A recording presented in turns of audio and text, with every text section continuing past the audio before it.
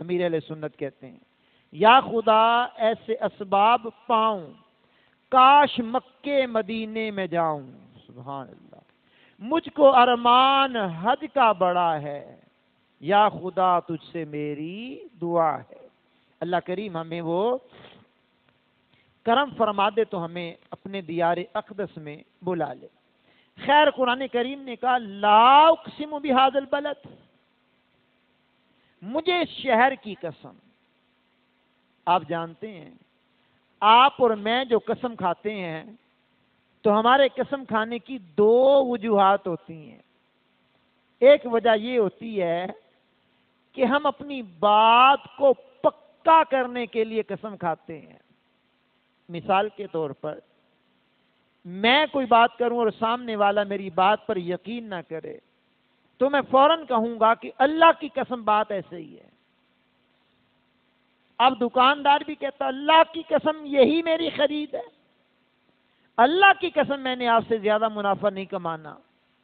اب اپنی بات پر یقین کسی کو نہ آ رہا ہو تو اس کو یقین دلانے کے لیے میں اور آپ قسم کھاتے ہیں۔ نمبر دو، میں اور آپ جو قسم کھاتے ہیں وہ یہ ہوتی ہے کہ ہمیشہ اپنے سے بڑے رتبے والے کی قسم کھاتے ہیں، یعنی اللہ ہم سے بہت بڑا ہے، قرآن ہم سے بہت بڑا ہے، تو جس کی ہم قسم کھا رہے ہیں وہ بڑے رتبے والا ہوتا ہے، ہم ادنا ہیں، ہم غلام ہیں، وہ ہمارا مالک ہے، ہم بندے ہیں، وہ ہمارا اللہ ہے، ہم عاجز ہیں، وہ قادر ہے، ہم مخلوق ہیں، وہ خالق ہے، تو وہ بڑے رتبے والا جس کی ہم قسم کھاتے ہیں۔ تو مالک کریم نے جو اپنے محبوب صلی اللہ تعالی علیہ وآلہ وسلم کے شہر کی قسم ارشاد فرمائی ہے اس کی بھی کچھ وجوہات تو ہیں نا، آئیے سنتے ہیں ذرا۔ مالک کائنات نے ایک مقام پر سورہ النساء کی آیت نمبر 122 میں ارشاد فرمایا وَمَنْ أَصْدَقُ مِنَ اللَّهِ قِيلًا، اور اللہ سے زیادہ کس کی بات سچی ہے۔ اب مالک کائنات نے قسم جو ارشاد فرمائی ہے، نہ بھی قسم ارشاد فرماتا تو بات تو یہی ہے۔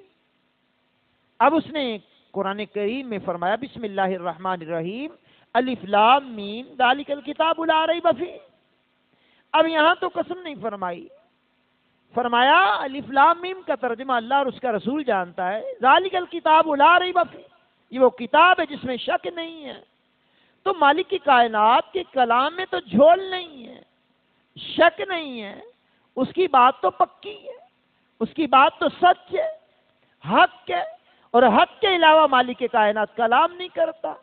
تو محبوب پاک صلی اللہ تعالی علیہ وسلم کی جو مالک کریم نے قسم ارشاد فرمائی ہے تو اس سے اس چیز کی عظمت کا اندازہ ہوتا ہے، اس چیز کی اہمیت کا اندازہ ہوتا ہے کہ مالک کائنات سے بڑے رتبے والی تو چیز نہیں ہے، لیکن مالک اس چیز کا رتبہ بیان کرنے کے لیے قسم ارشاد فرماتا ہے لا اقسم بہذا البلد، ابھی مجھے شہر کی قسم ہے، شہر مکہ کی قسم ہے۔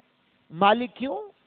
اس شہر میں تیرا گھر ہے، ان اول بیت وضع للناس للذی ببکۃ مبارکا للذی ببکۃ مبارکا وہدی للعالمین فیہ آیات بینات مقام ابراہیم ومن دخلہ کان آمنا وَلِلَّهِ عَلَى النَّاسِ حِجُّ الْبَيْتِ مَنِ اسْتَطَاعَ إِلَيْهِ سَبِيلًا وَمَنْ كَفَرَ فَإِنَّ اللَّهَ غَنِيٌّ عَنِ الْعَالَمِينَ۔ مالک تیرا گھر ہے کہ جو تو نے سب سے پہلے لوگوں کی عبادت کے لیے بنایا، مکے میں ہے، بڑی برکت والا، سارے جہاں کا رہنما ہے۔ تو فرمایا گیا اس میں کھلی نشانیاں، ابراہیم علیہ السلام کے کھڑے ہونے کی جگہ جو اس میں داخل ہو گیا وہ امن میں آ گیا، لوگوں پر اپنی استطاعت کے مطابق جو یہاں چل سکے اس پر حج فرض ہے، جو انکار کرے اللہ تمام جہان والوں سے بے نیاز ہے۔ مالک یہ تیرا گھر ہے، گھر کی وجہ سے قسم ارشاد فرمائی ہے؟ فرمایا نہیں، میں اپنے گھر کی وجہ سے قسم کوئی نہیں ارشاد فرمائی۔ پھر ہماری توجہ جاتی ہے تو صفا و مروہ کی پہاڑیوں کو چومتی ہے، ان الصفا والمروہ من شعائر اللہ، کہ صفا و مروہ اللہ کی نشانیوں میں سے ایک نشانی ہے۔ جہاں حضرت ہاجرہ رضی اللہ تعالی عنہا دوڑی، نبی کو لے کر نہیں نبی کے لیے چلی، نبی کو لے کر نہیں، نبی کے لیے چلیں، جہاں جہاں ان کے قدم پڑے اللہ نے ان جگہوں کو اپنی نشانی قرار دیا ہے۔ اونچی بول سکیں گے آپ جناب؟ تھوڑا اور اپنا والیوم تیز کر سکیں گے جناب آپ؟ بڑی مہربانی۔ نبی کو لے کر نہیں چلی، نبی کے لیے چلی تو اللہ نے وہ نشانی قرار دے دیا۔ اب سنیے ذرا، یہاں ایک بات ذوق سے خالی نہیں ہے۔ میرے کریم آقا کو صدیق اکبر کاندھے پر بٹھا کر کے غار ثور کی طرف چلے تو وہ ان کا سینہ جہاں کریم آقا کے قدم لگے وہ رحمت کا خزینہ کیوں نہیں ہوگا؟ اور وہ بڑی برکتوں والا سینہ جہاں پر حضور کے قدم لگے، سیدی اعلیٰ حضرت کہتے ہیں دل کرو ٹھنڈا میرا وہ کفے پا چاند سا، سینے پہ رکھ دو ذرا تم پہ کروڑوں درود۔ تو جس سینہ صدیق پر حضور کے قدم آ جائیں تو جہاں قدم آئے وہ نشانی اللہ کی کیوں نہ بنے گا جناب؟ پھر وہ صدیق اکبر جن کے دلوں میں صدیق اکبر کی محبت نہیں ہے، جن کے سینوں میں صدیق اکبر کی محبت نہیں ہے، پھر وہ قیامت تک پٹنے کے قابل ہیں، رشک کے قابل نہیں ہیں، قیامت تک پٹتے رہیں گے۔ کیوں؟ اس سینے کے اندر صدیق کا بغض ہے، تو صدیق کے بغض کی وجہ سے وہ قیامت تک پٹتے رہیں گے۔ بہرحال سنیے گا ذرا، بات کہیں دور نہ نکل جائے۔ لا اقسم بہذا البلد، مالک نے فرمایا مجھے شہر کی قسم ہے۔ سورہ بلد ہے، پہلی آیت ہے۔ مالک کائنات تیرا گھر، فرمایا نہیں اس وجہ سے کوئی قسم نہیں۔ مالک صفا و مروہ کی پہاڑیاں، کہ اس وجہ سے بھی قسم کوئی نہیں ہے۔ مالک واتخذوا من مقام ابراہیم مصلی، قرآن نے کہ ابراہیم علیہ السلام کے کھڑے ہونے کی جگہ کو جائے نماز بنا لو۔ مالک اس کی وجہ سے قسم، فرمایا کوئی نہیں۔ تو مالک زمزم کے کنویں کی وجہ سے، فرمایا کوئی نہیں۔ مالک کائنات نے آگے ارشاد فرمایا وَأَنْتَ حِلٌّ بِهَذَا الْبَلَدِ، اس لیے کہ پیارے آپ جو یہاں رہتے ہیں، سبحان اللہ، تو مکان کی اہمیت مکین سے ہوتی ہے، مکان کی اہمیت مکین سے ہوتی ہے۔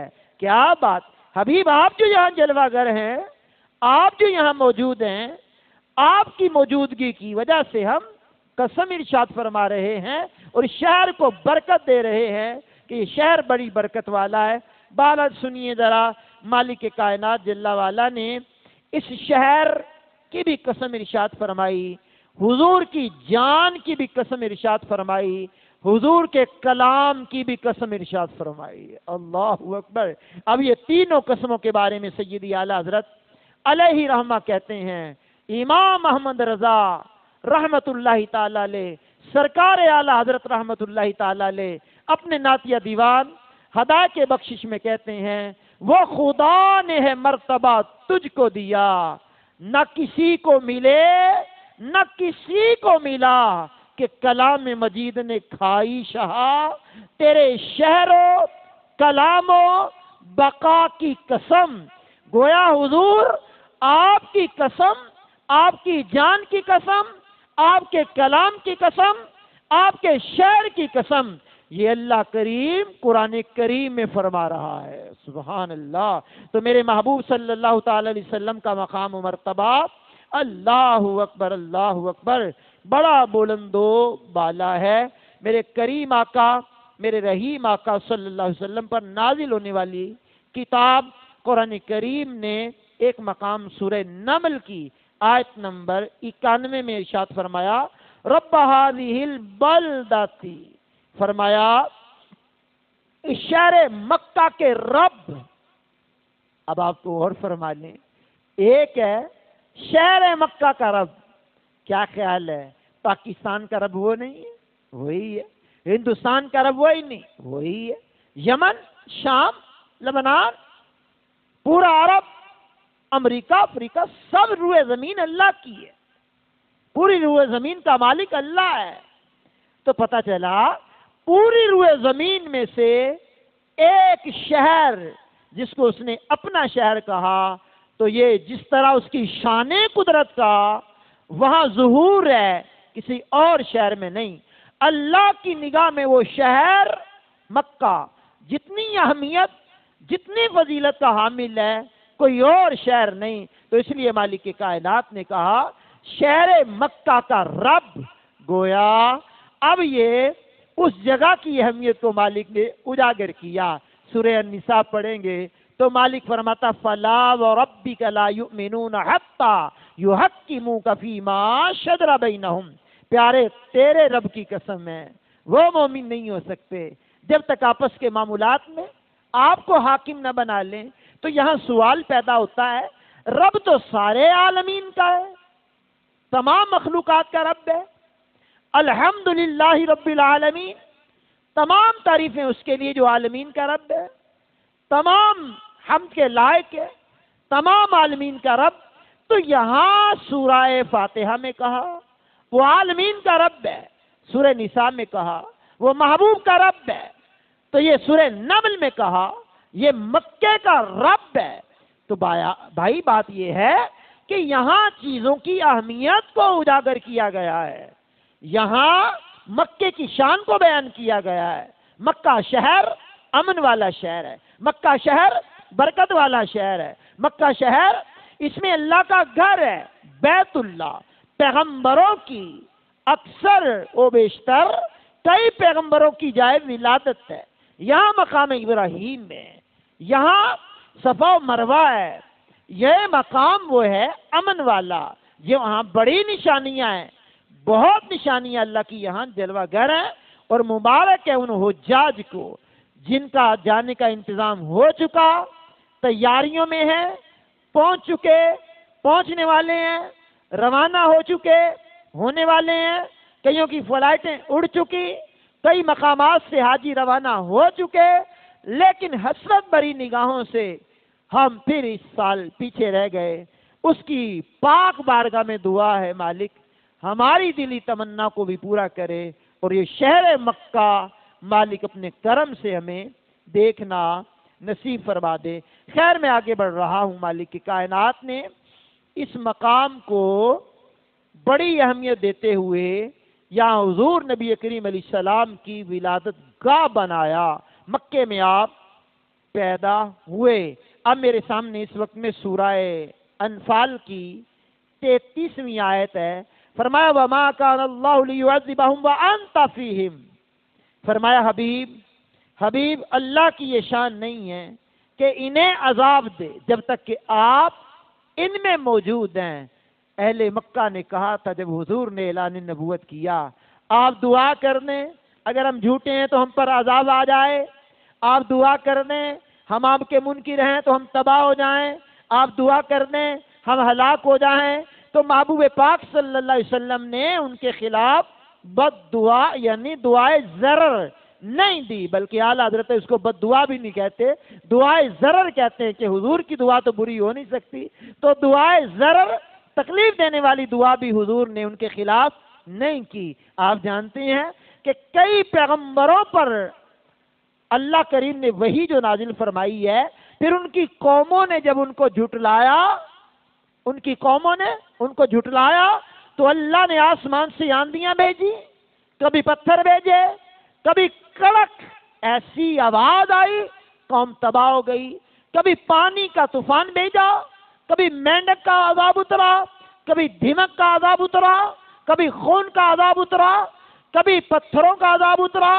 تو مالک کائنات کے پیغمبروں کو جھٹلانے والوں پر عذاب الہی اترتا رہا، لیکن میرے حضور کی قوم، میرے حضور کے دشمن جو حضور کو جھٹلاتے رہے، مطالبہ بھی کیا کہ آپ دعا کرنے کے عذاب اتر آئے، لیکن عذاب حضور نے ان کے خلاف دعا نہیں کی کہ ان پر عذاب اتر آتا۔ سیدی اعلیٰ حضرت عظیم البرکت عظیم المرتبت الشاہ امام محمد رضا خان ہدایت بخشش میں بڑا پیارا جملہ ارشاد فرماتے ہیں، شعر کی صورت میں قرآن کو کوڈ کرتے ہیں۔ سیدی اعلیٰ حضرت رحمت اللہ علیہ یوں کہتے ہیں ہدایت بخشش میں، انت فیہم نے عدو کو بھی لیا دامن میں، عیش جاوید مبارک تجھے شیدائی دوست، اے دشمن خدا، اے دشمن رسول، تجھے بھی دشمن نبی اس نے بچایا ہے۔ انت فیہم کہہ کر کے حبیب آپ کی وجہ سے ہم عذاب نازل نہیں کر رہے، آپ کی وجہ سے ان لوگوں پہ عذاب نازل نہیں ہو رہا۔ کسی شاعر نے کہا پہلیاں قوماں جد پاپ کر دیاں سن، بدل جاندے سی انہاں دے منہ یارو، اج ہر ایک بندہ گناہاں دے وچ ڈبا، کیوں نہیں بدلدا کسے بدکار دا منہ، تے شکلاں حافظا جاون اج وی بدل، پر ایک یار نو ماردا یار دا منہ۔ تو یہ حضور کا صدقہ ہے کہ جو آسمانی عذاب ہم پر رکا ہوا ہے۔ تو بہرحال میں نے قرآن کریم کی آیت پڑھی ہے، لا اقسم بہذا البلد وانت حل بہذا البلد، اس شہر مکہ کی قسم، کیوں کہ حبیب آپ جو اس شہر میں تشریف فرما ہیں۔ تو بہرحال سنیے گا میرے کریم آقا، میرے رحیم آقا علیہ السلام کی کیا بات ہے، کیا بات ہے، حضور سرور کائنات کے شہر مکہ کی بھی کیا بات ہے۔ سبحان اللہ الکریم، سبحان اللہ الکریم۔ آئیے سنیے میرے حبیب صلی اللہ تعالی علیہ وسلم نے حج کرنے والوں کے بارے میں جو ارشاد فرمایا، کمال کی بات۔ میرے کریم آقا کے صحابی ابو ہریرہ رضی اللہ تعالی عنہ بیان کرتے ہیں کہ نبی پاک علیہ السلام نے فرمایا، جو بندہ کعبہ شریف کا حج کرے، اس دوران نہ فحش غلط کلام کرے، نہ غلط باتیں کرے، نہ ہی گناہ کا کام کرے، تو وہ ایسے لوٹ جائے گا جیسے آج ہی اس کی ماں نے اسے جنم دیا ہو۔ تو گویا حجاج کرام جو جوک در جوک، شوق در شوق، عشق میں ڈوبے ہوئے اس راستے پر چل کر کے مکہ المکرمہ زادہ اللہ شرف و تعظیمہ میں پہنچ رہے ہیں، ان کی کیا بات ہے۔ دوسری حدیث بھی امام بخاری علیہ رحمہ نے اس کو لکھا، فرمانے لگے کہ ایک عمرے سے دوسرے عمرے تک کے درمیان کے جو گناہ ہیں، اللہ اس عمرے کی برکت سے ان کا کفارہ بنا دیتا ہے، یعنی وہ گناہ معاف ہو جاتے ہیں، اور مقبول حج کی جزا صرف اور صرف مالک کائنات کے ہاں جنت ہے۔ سبحان اللہ، کیا بات ہے مالک کائنات کی۔ ایک اور حدیث میں نبی پاک علیہ السلام نے فرمایا، امام مسلم نے اس حدیث کو کوٹ کیا، فرماتے ہیں نبی پاک علیہ السلام نے فرمایا، بے شک حج پہلے کے گناہوں کو معاف کر دیتا ہے، لیکن حقوق العباد حج کرنے سے بھی معاف نہیں ہوتے۔ بندوں کے حق بندے معاف کریں گے تو ہوگا، اللہ کی حقوق تو مالک معاف کر دیتا ہے، لیکن بندوں کے حق تلفیاں کرنے والوں کے حقوق جب تک بندے معاف نہیں کرتے اللہ بھی معاف نہیں کرتا۔ تو بندوں کے حقوق کو بھی ادا کر لینا چاہیے۔ حاجی جب حج کر کے پلٹتا ہے تو کریم آقا علیہ السلام نے فرمایا، اپنے اہل خانہ میں سے 400 افراد کی حاجی شفاعت کرے گا، اور اس کی شفاعت سے وہ جہنم سے نکل کر داخل جنت کر دیے جائیں گے۔ یہ مفہوم حدیث ہے، حاجی کے لیے بشارت ہے۔ تو یہ حج کے معاملات، حج کے سفر، خانہ کعبہ، کیا بات ہے۔ علامہ ابن جوزی نے ایک بڑا ہی پیارا واقعہ عیون الحکایت کی دوسری جلد میں لکھا ہے، میرا دل کر رہا کہ آپ کو یہ واقعہ بڑے ادب سے آپ کو سنانے کی کوشش کروں۔ میرے کریم آقا رحیم آقا علیہ السلام کے یہ پیارے غلام علامہ ابن جوزی رحمۃ اللہ تعالی علیہ فرماتے ہیں، ایک عاشق رسول حج پر جانے کا شوقین، اسباب پاس نہیں، زیادہ راہ پاس نہیں، 3 سال مسلسل جد و جہد کرتا رہا، میں نے حج پر جانا ہے، حج پر جانا ہے، حج پر جانا ہے، لیکن کوئی انتظام نہ ہو سکا۔ پھر خیر، ہمت تو بندے کو ہارنی نہیں چاہیے، ہمت تو بندے کو رکھنی چاہیے۔ بالآخر 4تھا سال آ گیا، اس کی کوشش جاری ہے، میں نے حج کرنا ہے، میں نے حج کرنا ہے، میں نے حج کرنا ہے، میں مکے میں آؤں، مدینے میں آؤں، بنا کوئی ایسا سبب یا الہی۔ تو یہ سبب کی تلاش میں بھی تھا، شوق بھی عروج پر تھا، اس نے بار الہ میں دعائیں بھی بڑی کی۔ 3 سال گزرنے کے بعد 4تھا سال آ گیا، اب یہ دعائیں کر رہا مولا اسباب پیدا کر دے، کریم مالک اسباب پیدا کر دے، میں حج کر لوں۔ خیر علامہ ابن جوزی عیون الحکایت کی دوسری جلد میں لکھتے ہیں، کہا ایک رات یہ سویا اور سوئی ہوئی قسمت انگڑائی لے کر کے جاگ اٹھی۔ جب انگڑائی لے کر کے قسمت جاگی، قسمت کا ستارہ چمکا تو خواب میں نبی پاک تشریف لے آئے۔ سبحان اللہ، امت کے حال سے وہ آگاہ ہر گھڑی ہیں، خوابوں میں آ رہے ہیں بگڑی بنا رہے ہیں۔ میرے تم خواب میں آؤ، میرے گھر روشنی ہوگی، میری قسمت جگا جاؤ، عنایت یہ بڑی ہوگی۔ کریم آقا نے کرم فرمایا، خواب میں حضور تشریف لے آئے، خواب میں حضور نے جلوہ گری فرمائی۔